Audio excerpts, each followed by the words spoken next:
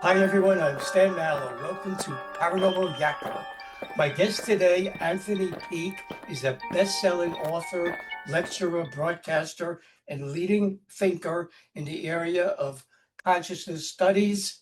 His ideas apply scientific reasoning to some of the greatest mysteries of the universe, including what happens when we die.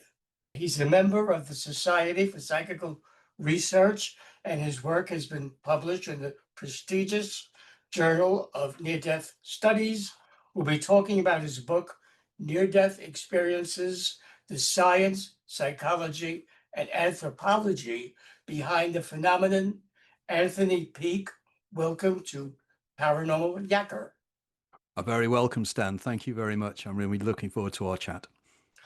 When, Tony, did your scientific and esoteric curiosities and expertise mesh and your interest in wanting to explore the phenomenon of near-death experiences was ignited? And by any chance, did any event or events occur in your life which triggered that interest? I've always been interested in the magic of the fact that whatever I am generated by the brain. So effectively, Anthony Peake, Stan Mallow, everybody else that's listening to this interview and this discussion is aware of the fact that they are a sentient something that's perceiving an external world. All that perception is created effectively by inanimate atoms working within fields. And ever since I was a child, that has always intrigued me. But much more, I've always been fascinated by hallucinations. When I was when I was 12 in 1966, I had double pneumonia. And at that period, because my mother was a nurse, she nursed me from home. But I went through the crisis of pneumonia and I had a series of very, very powerful hallucinations. And I was quite intrigued as to how my brain was creating imagery that was moving, that was then being projected into the external world around me as if it was part of my perception field. And yet I knew it was an hallucination. But to me, it was real. And when I went to university, I became quite interested in psychic phenomena, became quite interested in why people believe things they do. And in fact, I specialized in the sociology of religion and the sociology of language because I was particularly interested in this. But over the years, my interest has developed broader and broader and deeper in that over the years, I met people who'd had out of body experiences and near death experiences, precognitions, these kind of things. And they always intrigued me and interested me. But I have a very, very rational, logical mind. And my starting position is always the science. So I very much work upon the statement made by a famous Swedish philosopher by the name of Marcello Trui, who said that extraordinary claims need extraordinary proofs. And I've worked on that assumption. If you're going to make an incredible claim, you have to prove it in some way. And the only way I can prove experiences to other people is through science. I can claim I've had an out of the body experience. I can claim many, many things, but you have to prove them. And this has been my lifelong journey. So when in 1999 I had the opportunity to take some time out, it was then I decided to write my first book. And I became interested in near death experiences, which I'll explain later. I became fascinated by the phenomena of deja vu, the idea that you are in a location or in a set of circumstances you know from some time in your past. And I'd spent a year writing the book. I then completed the book, and that book came out in 2006, which was taken by a publisher. I'm not self-published. I'm not vanity published. I'm traditionally published. Publishers actually give me an advance to write books, which means that my books get everywhere around the world and into many, many different languages. I've had many, many strange experiences, but I've never had a near-death experience. I've never had an out-of-body experience. I've had lucid dreams. I've had hypnagogic imagery, but nothing powerful. It's what other people have told me of their experiences that really interest me and the background as to why these experiences happen. In your book, Tony, you examined the latest neuroscientific hypotheses concerning the physical and psychological aspects of near death experiences. What are those hypotheses? When people normally have near-death experiences, the standard explanation is it's an hallucination. And this seems to be the standard modern scientific position when it comes to extraordinary, what's called ASCs, extraordinary human experiences. Now, for me, the science has got to look further. It's got to look, as I said before, about the mystery of consciousness, how inanimate matter creates consciousness, self-referential consciousness. Even that is a great mystery to modern science, in that we don't know how the brain creates consciousness or perception. And indeed, I think it was in 1994, 1995, a young Australian philosopher called David Chalmers stood up at the University of Arizona and turned around and said, modern science in relation to the brain has two problems. The soft problem, which is understanding how the brain works in the sense of how neurotransmitters work, how neurons communicate.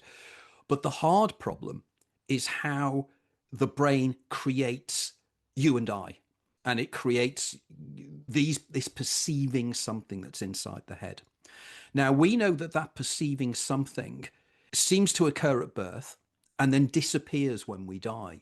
The body stops functioning and consciousness just disappears. So the modern scientific position is that because consciousness disappears when somebody dies, therefore consciousness is part of the brain. It's what's called an epiphenomenon of brain actions. Now, modern neurology, taking that position, has looked into near-death experiences. And it has concluded that near-death experiences are an hallucination created by the dying brain. In other words, it's the dying brain accommodating the fact that the body is dying. They argue that the hallucinations are brought about by something called hypoxia, which is lack of oxygen in the brain. And as soon as the brain starts being starved of oxygen because the blood stops circulating and everything else as well, hallucinations start. But what they can't explain is why those hallucinations start. It's easy to turn around and say, well, the dying brain just creates this kind of hallucination of floating outside of the body, an hallucination of having a panoramic life review, the hallucination of meeting people that you have known that have died in your life. But the question is, how does the brain create that? In fact, even bigger question, how does the brain create the idea that there is an external world anyway? Because we know that what is outside of us, what we think is the external world, is 99.99999999996 empty space. In other words, when we think objects are physical and we think we touch things, if you place your hands on the table in front of you now, you feel the table, but you're not actually feeling the table at all. What is actually taking place is that each atom of the substances that make up the table that you're touching has at the end edge of it an electron whizzing round. And that electron is negatively charged, or a number of electrons. And the same is with your fingers. So what happens is when you try to touch something, a negatively charged particle and the negatively charged particles in your finger repulse each other. But you get the sensation of touch, but you're not actually touching anything. And then you're told, well, there is an external world out there. Well, there isn't actually. There's no actual proof that there is an external world out there. The reasoning being quite simple. Your brain takes information from your eyes, electrical signals from your eyes, and from those electromagnetic signals, which have been converted into electrochemical signals, it internally creates a model of what the external world should look like. So there is an argument to say that the everyday world we live in is also an hallucination, in exactly the same way that a near-death experience is an hallucination. So what we have to do then is to find other ways of proving that the external world is real. And you and I will know that the external world is external to ourselves because I will turn around to you and say, oh, look at that object behind you. Look at the alien grey that you have behind you. I can see that. You know it's there. Therefore, we are agreeing that there's something in external space that we are both perceiving. Therefore, it's logical to presume that that external space is therefore real. However, there are many, many cases of individuals that have out-of-the-body experiences and near-death experiences where they share with other people those perceptions. It's called being veridical. Now, if that is then the case, the proof we use to say that the external world is real is exactly the same proof that can be used to prove that near-death experiences are real. Because there are cases after cases after cases of individuals that meet other individuals in near-death experiences. Like, for instance, there's a classic case, which I always love, which is a guy called Eben Alexander, who probably many of you are aware of. And Eben Alexander was a neurosurgeon who had a very bad case of viral meningitis. And while it hit him, he went into a state called status epilepticus, which is effectively a series of seizures within the brain.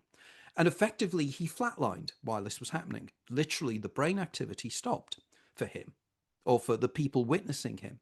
When he came to a few days later, he turned round to his parents and his friends and he said, I went somewhere else completely. When I was flatlined, when there should have been no brain activity, my brain wasn't only active, but I was perceiving these incredible things.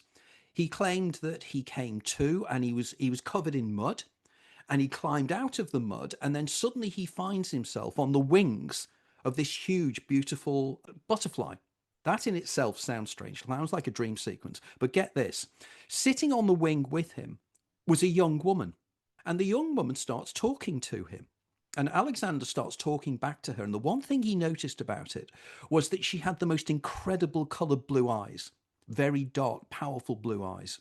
So when he came to, he starts explaining to his parents about this. And he says, that I saw this girl who had beautiful blue eyes.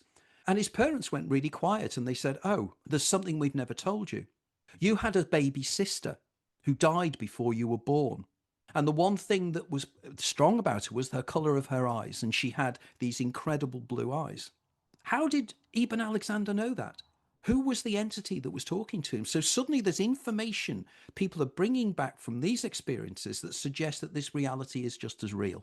Now, to me, this is powerful evidence that near-death experiences are real.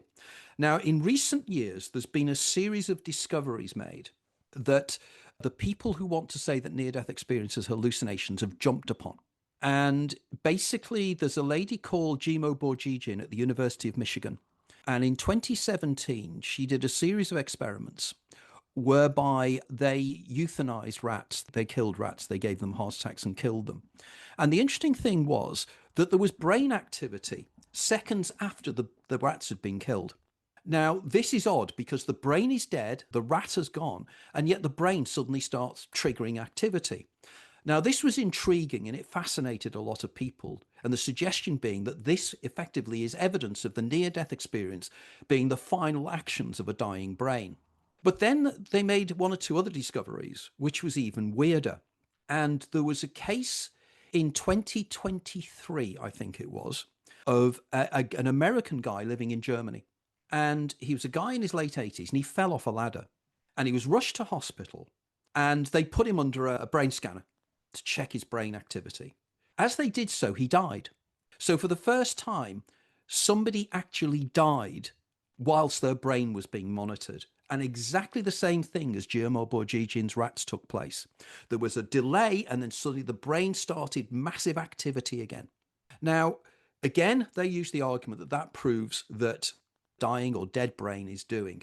Well, I have 2 points here. The first one is the brain is dead. So what is stimulating that activity in a dead brain?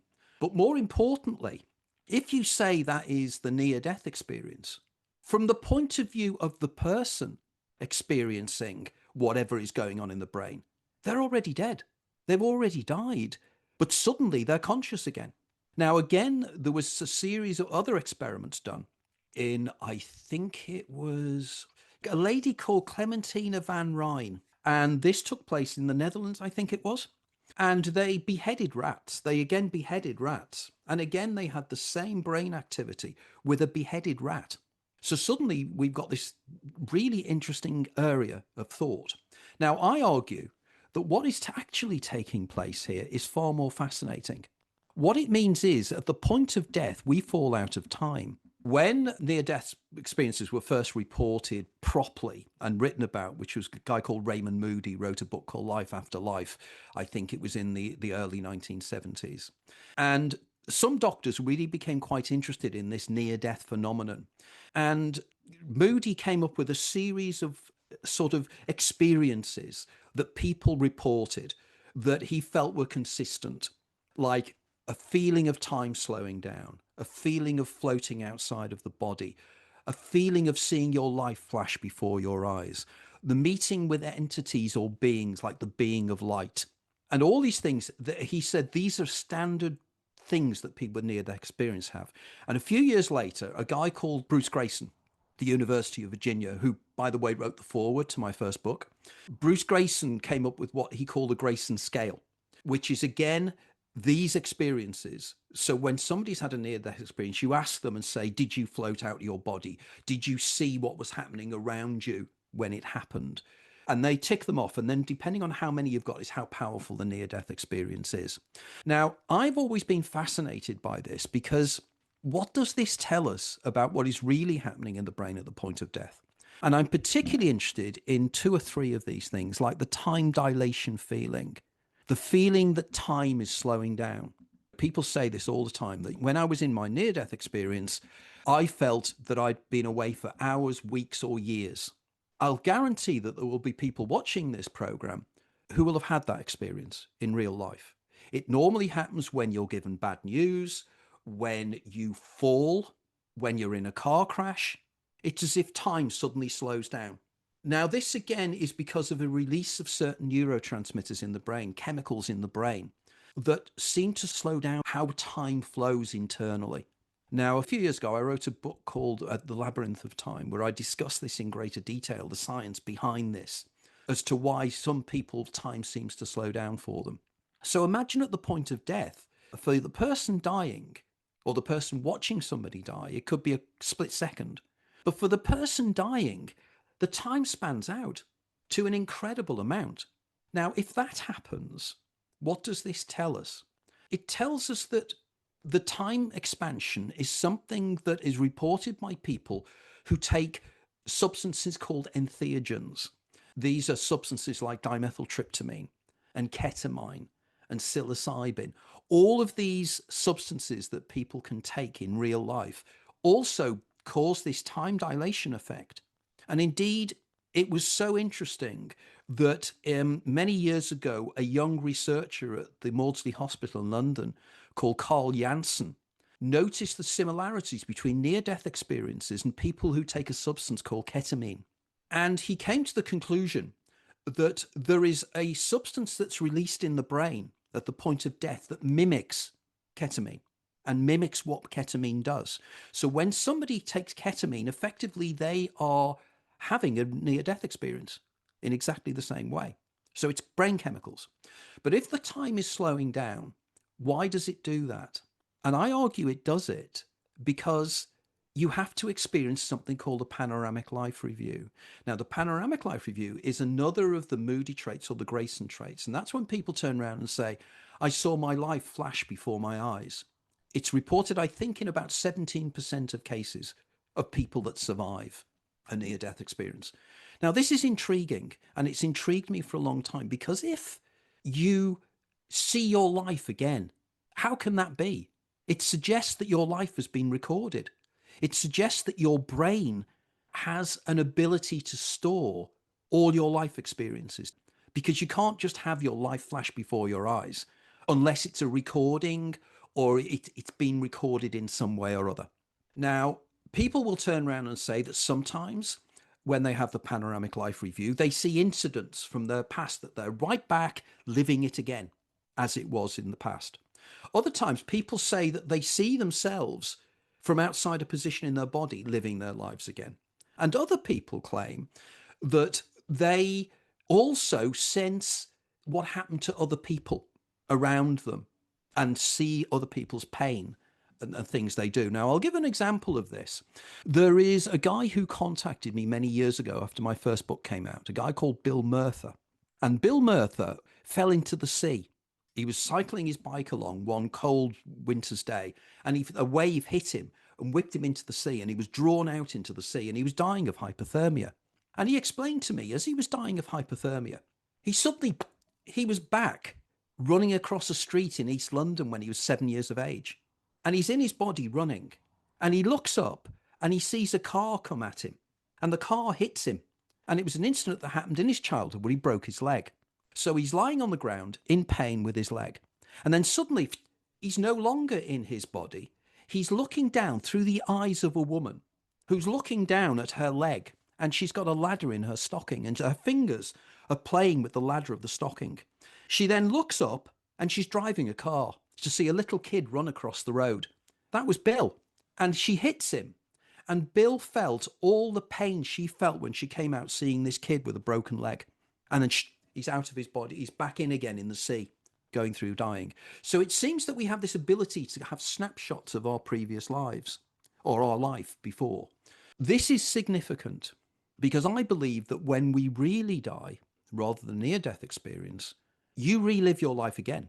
From the moment of your birth, you get rocketed back and you live your life again. And when you live that life again, there is part of you that remembers you're living it again. It's a part of you that remembers that you've lived your life before. I call that entity the Daemon.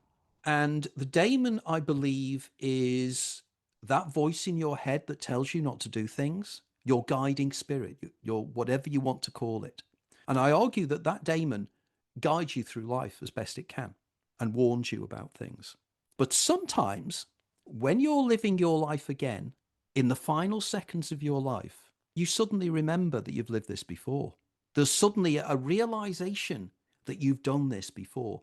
The thing is, with deja vu, it's very, very strange, isn't it? And it's the most common psychic experience in the world. At least 70% of people will have at least one deja vu experience in their life across the world. And it's universal. It's in every society, in every culture. Now, I became interested in this and I thought, well, why do we have deja vus? But more importantly, why in certain circumstances? And it was interesting because I then did some research and I came across the work of a guy called Dr. Arthur Funkhauser, who's an American that lives in Bern in Switzerland. And he's a Jungian analyst, but he's a quantum physicist by PhD, by the way. So he's a scientist. And he has this incredible hypothesis he calls the dream theory of deja vu. And in that, he argues that when you have a deja vu sensation, it's because you've recently had a dream, a precognitive dream, where in the dream, you see your own future. Then in normal waking state, you start to encounter the dream circumstances and you think, where do I know that from? I've done this before. Now, Art is now a good friend of mine. And when he came up with this hypothesis, which he wrote again in an academic paper many years ago, I pointed out to him and I said, yes, but this suggests precognition. So how does your brain create a dream about circumstances that have yet to happen? And Art said, no, you're quite right. I don't know. And this is where my hypothesis comes in. And it's because it's a memory. It's not a precognition. It's the opposite. You are remembering something you've done before and you start to experience that. Now, I used to do a regular radio show on the BBC Radio Merseyside. And every fortnight we'd have a phone in and I'd pick a theme and people would phone in about their experiences. And I did one show on deja vu.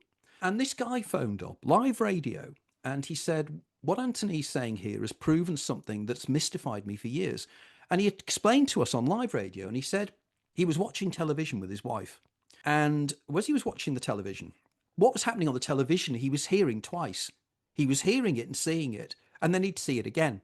And he got so disturbed, he got up from his wife and he left his wife in the living room, went outside into the hallway.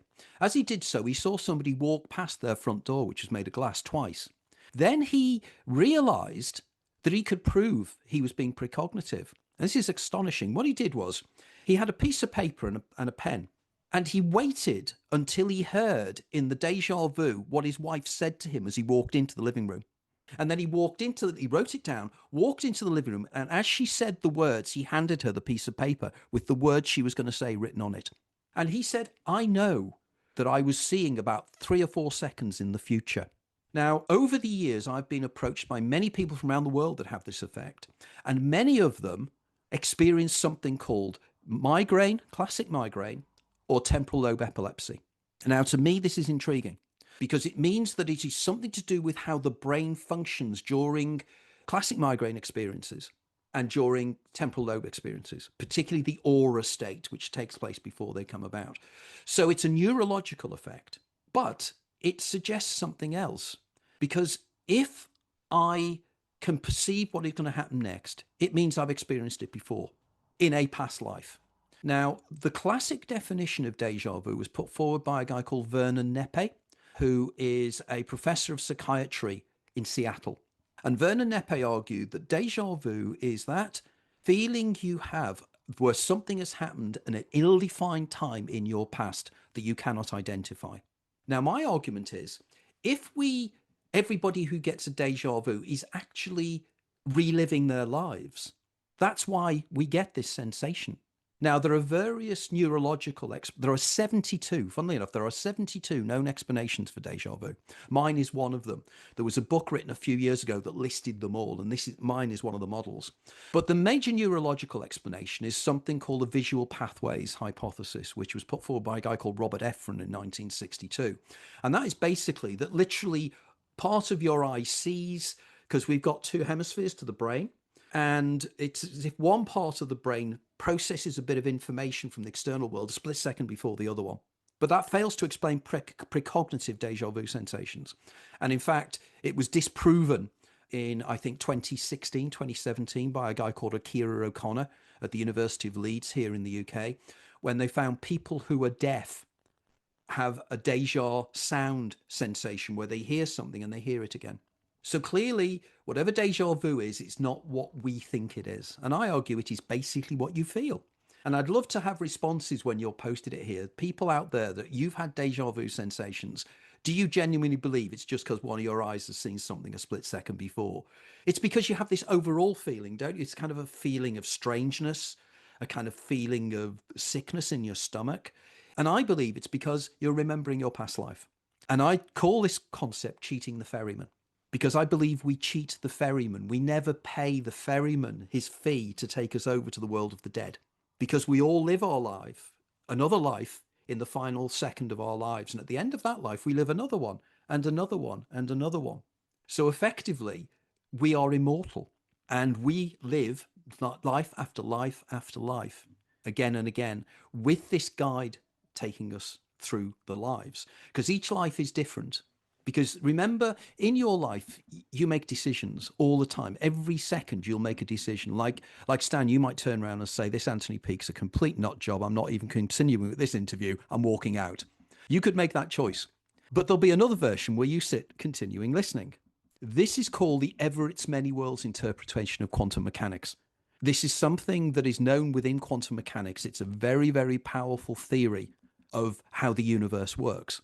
Now, if that means that there are millions of versions of each of us in the hyperverse, it means that each one version of us, or collectively, will live every outcome of every decision you can possibly make, won't it? It'd be logical. They will all have subtly different lives.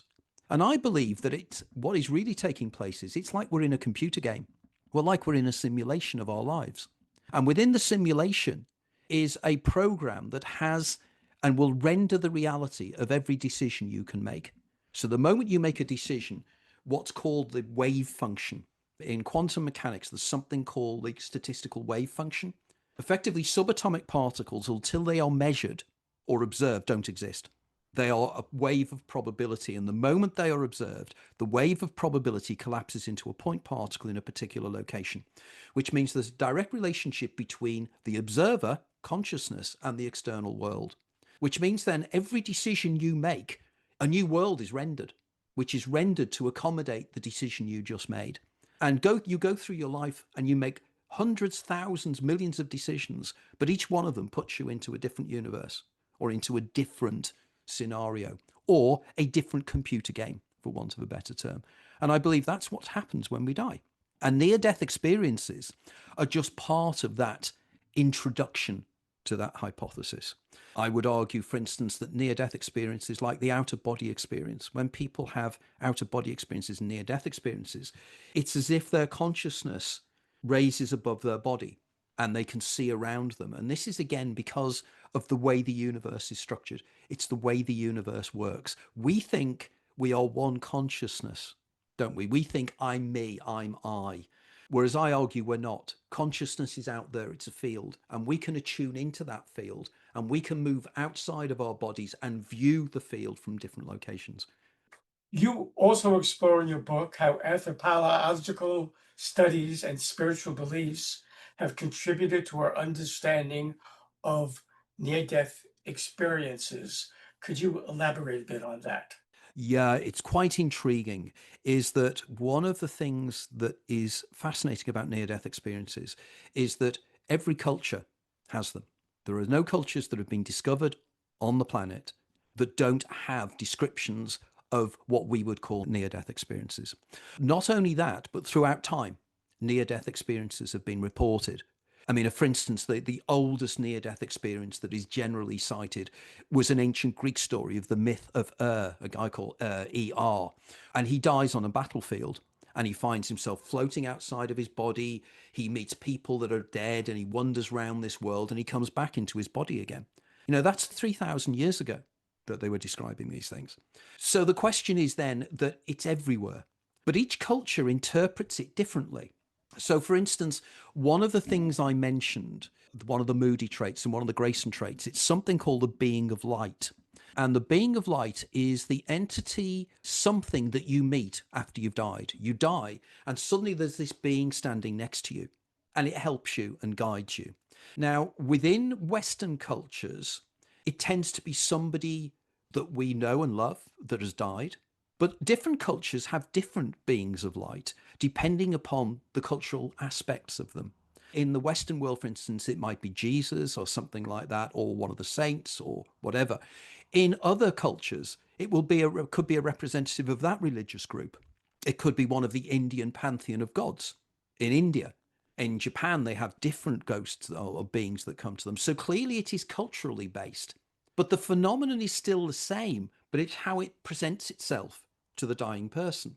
So this suggests that there is a reality behind it, but depending on your cultural norms, is how the near death experience will pan out initially.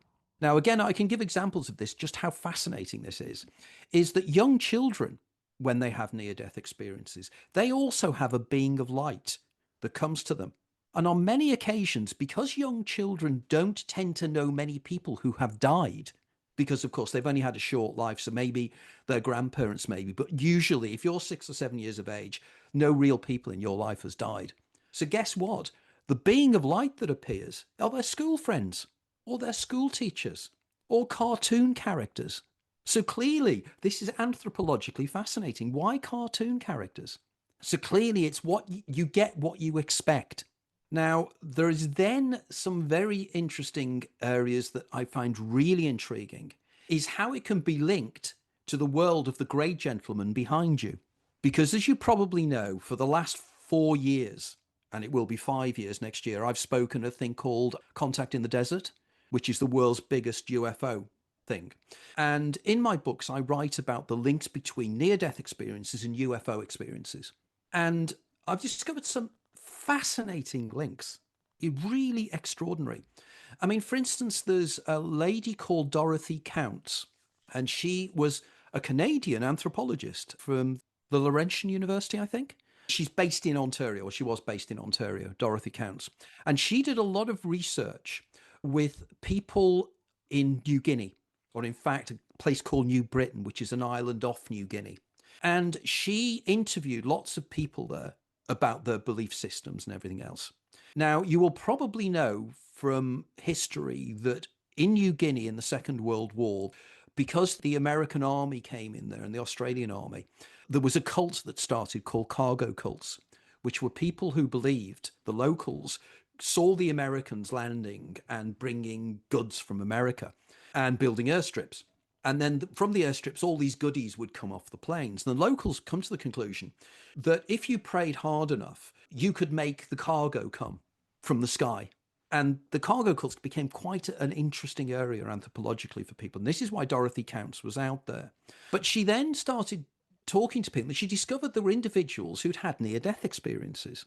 And there was one guy who has this near-death experience where he rises out of his body, he finds himself walking along a road, and he meets another lady from the village, and he's surprised why she's there. And it was only when he came back subsequently he found that she died without him knowing. So that was weird in itself. But he then feels himself being drawn up, and he finds himself in this house. But he described the house as saying it was revolving and it was hovering above the ground. And it was a house that was hovering in the air. And he then leaves it, and there's a ladder comes down, and he leaves it, and he meets beings in there that talk to him, and they do things to him while he's inside this hovering craft. And then he comes back again to life. That is an alien abduction. It's a classic abduction scenario. It's Travis Walton. It's what happened to people like Whitley Strieber. It's the same kind of thing.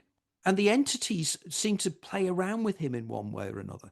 Now, this again is incredible because this guy wouldn't know a flying saucer. It's not in their culture. And yet he described it specifically. And there was a number of other cases that were very, very similar, which leads me to believe that near-death experiences and alien abductions are part of the same phenomenon. And I can link them directly in terms of anthropological reasons, because there's something else in anthropology that also links with this, shamanism.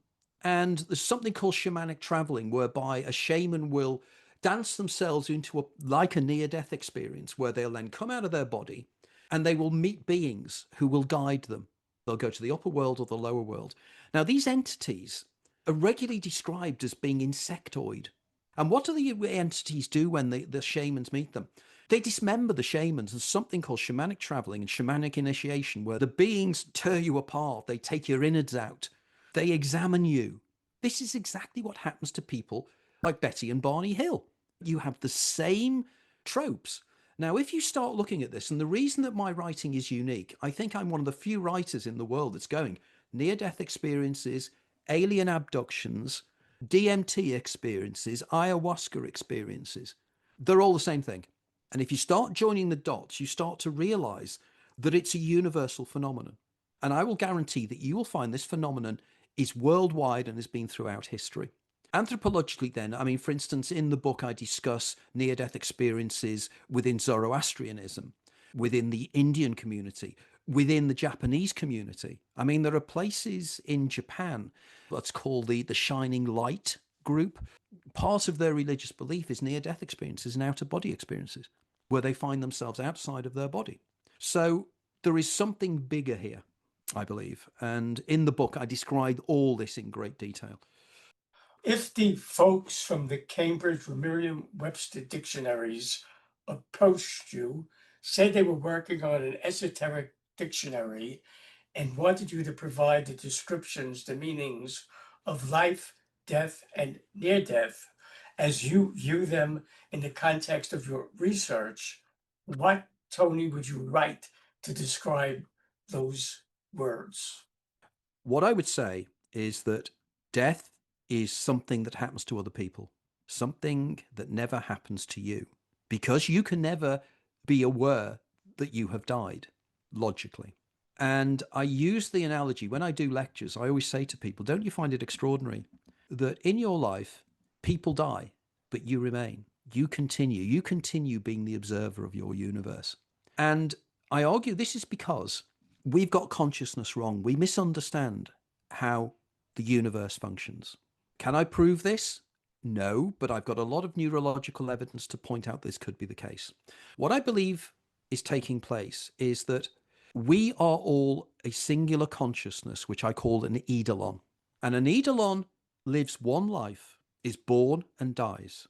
However, there is another version of you that I call the Daemon, which is your game player. So imagine a scenario that life, as I said before, is like a computer game.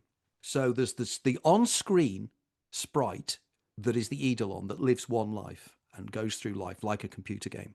But the game player, when that sprite dies, when that eidolon dies, the game player starts the game again, as we do in computer games. You start the game again and you've got a new eidolon. And that eidolon then follows a certain course of action and gets killed again. Now, this time, the Daemon, the game player, knows a little bit about that person's life, the life in the game. So over hundreds of games, the Daemon understands how to manipulate the life of the person. This is like the movie Groundhog Day, by the way. And in fact, the Russian language edition of my book Groundhog Day was called Groundhog Life. And also Danny Rubin, the guy that wrote Groundhog Day, is aware of my work as well. He bought my first book to all his friends at Harvard because he said that this guy's done the science of Groundhog Day. So the daemon then is the person that can live all your lives. But I argue that behind the daemon is another consciousness, which I call the uber daemon. And the uber daemon is the Jungian collective unconscious, for want of a better word. It is the consciousness of all human beings that have ever lived. And that uber daemon remembers every single life. And when people are hypnotized sometimes, and this explains things like hypnotic regression, because I argue when people are hypnotized into past lives, remember they go back and they're a 17th century French peasant or whatever. I think what happens is that consciousness moves up from the eidolon into demonic consciousness, into the uber daemon, and it attunes in like a radio attunes into a signal. And it suddenly can attune into a frequency, and the frequency it tunes into could be a 17th century French peasant, and it remembers the life of that person.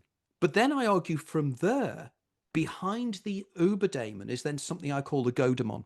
And the godemon is the equivalent of what the Vedantists would call Brahman, what the Kabbalists call the Or Ein Sof. It's everything. Everything is consciousness. Consciousness is prime. And the consciousness that runs the universe is what I call the godemon. And it's what we would call God, for want of a better term. Now, the reason I say this is that this explains why reality and quantum mechanics is so strange. It explains why, as I said before, it's 99.99 reoccurring empty space. It's because there's nothing out there. We are creating, our brains are collectively creating the external world we experience. You and I at the moment are creating this bit of the universe, and every other observer is creating its little bit of the universe. But then there is the universe that's looked down upon by the uber daemon, which is observing everything, and it's collapsing the wave function effectively of the human universe. Then we have the godemon collapsing the wave function of the whole universe. So everything in its base state is literally data. It's information. It doesn't have physical existence. It literally is data. We live in a hologram. Now, again, some people may say that's absolutely crazy. Well, if you invest a little bit of time in reading up on the holographic principle, many top quantum physicists and cosmologists believe this is the only answer to how the universes behave and how the universe behaves at the very large and the very small. It's to do with black holes. It's to do with information theory. As we develop into our knowledge of AI and as we develop into our knowledge of computer systems and how computers work and how we can generate information, we'll start to realize that this is the case. All the evidence is pointing in this direction. In other words, what I then would paraphrase, and I'd end the article by paraphrasing the great American comedian Bill Hicks.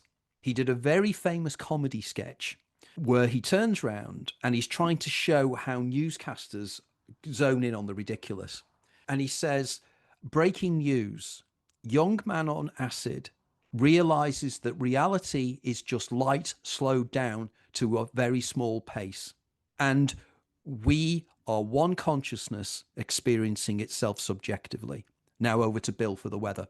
And that is so powerful because I believe we are one single consciousness experiencing itself subjectively. And I'd use as a final example here the writings of a guy called Philip K. Dick, American science fiction writer, who I wrote a biography of a few years ago. And this is the central thesis of all of Philip K. Dick's writings. This is an illusion. This is Maya, as they would call it. This is what the Gnostics would call the kenoma. This is the creation. It's a creation that we live within. It's a facsimile reality. And again, if you go back to the Gnostic belief system, the Gnostics, the schismatic Christian sect in the 1st century AD, taking their ideas from ancient Greek beliefs, argued that this is a fake reality created by something called the demiurge, what Yaldabaoth. And the demiurge has created this simulation. And there is a reality behind this reality, which they call the pleroma, the fullness. And we are emanations of that greater something that's behind us, the reality behind the reality. or the world behind the world, or as my great friend Miguel Connor calls it, the God behind God. It seems in recent years, more and more people have been reporting near-death experiences. To what do you attribute that? Good question. Well, there's a number of features. The first one is that the near death experiences become better known, which means that people, when they have near death experiences, have a kind of terminology they can use. They know they're not experiencing it on their own. Because I would guarantee for years, many people have had these experiences, but have been too scared to talk about them.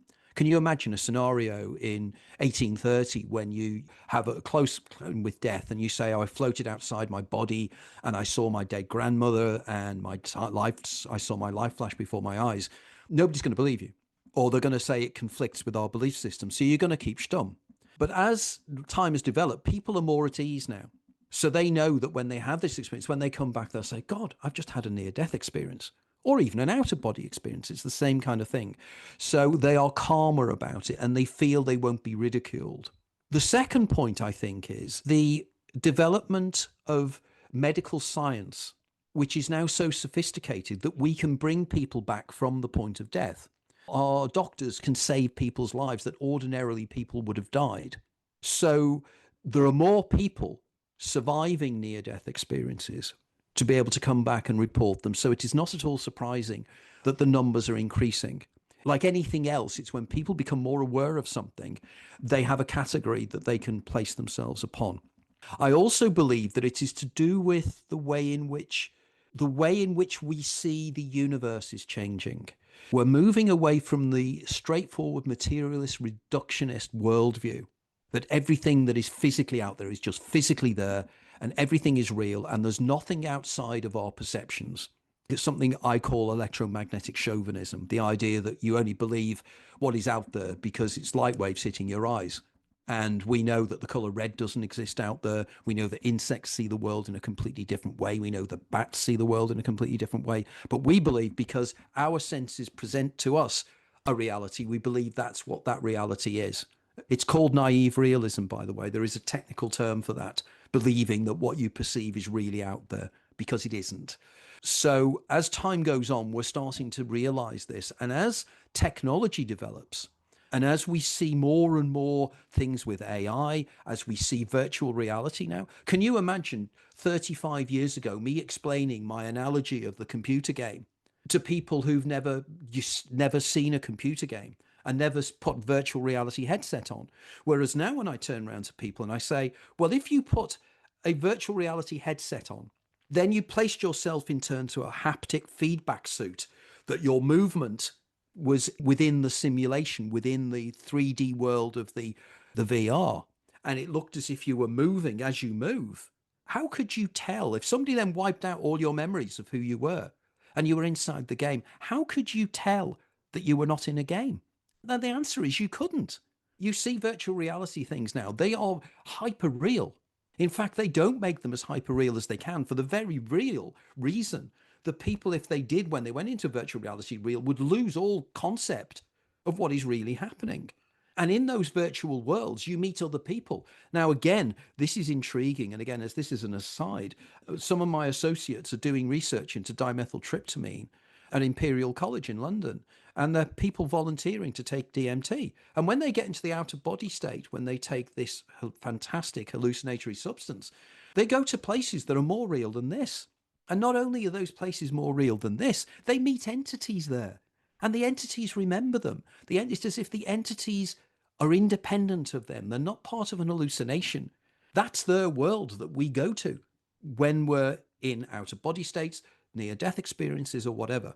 So suddenly we realize the universe is nested. The universe is far more interesting than we can ever imagine. And this is why more people are reporting it. And because of shows like yours. You know, you're getting the message out there. More people are consuming this stuff. I'm doing analysis at the moment. I mean, for instance, in the last few years, I've done analysis of how many people have watched on YouTube my interviews like this, and it's running at around about 2.75 million. The message is getting out there, and I'm far from famous. So you can imagine the really big boys that are in this field, they're getting out there. It's getting into the zeitgeist. And there will be a point where so many people will realize what is happening something curious is going to happen with reality. That I'm sure. Should viewers of Paranormal Yacker want to buy near-death experiences, the science, psychology, and anthropology behind the phenomenon, and also learn about the other books you've authored, how, Tony, can they do that? Anthony Peake, I thank you for being my guest on Paranormal Yacker. Yakking with you has been a truly wonderful experience. Thank you. Yeah, thank you very much, Stan. That has been really good. Hi, everyone. This is Stan Mallon of Paranormal Yacker. I hope you enjoyed the interview you just watched. So that you don't miss any upcoming shows, be sure to subscribe to my free YouTube channel. To do that, just press the subscribe button on your screen.